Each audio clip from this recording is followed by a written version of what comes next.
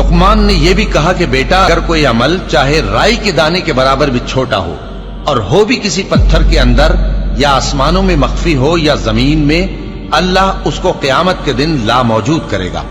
कुछ शक नहीं कि अल्लाह बारीक बीन है, खबरदार है। बेटा, नमाज की पाबंदी रखना और लोगों को अच्छे कामों के करने का मशवरा देते रहना, बुरी बातों से मना करते रहना और जो मुसीबत तुझ पर वाक़े हो उस पर सब्र करना। बेशक ये बड़ी हिम्मत के काम हैं। और तकब्बुर करते हुए लोगों के सामने गाल न फुलाना और जमीन में अकड़ कर न चलना, इसलिए कि अल्लाह किसी इतराने वाले शेखी खोरे को पसंद नहीं करता। और अपनी चाल में एतदाल किए रहना और बोलते वक्त जरा आवाज नीची रखना, क्योंकि बहुत ऊंची आवाज गधों की सी है और कुछ शक नहीं कि सबसे बुरी आवाज गधों की होती है।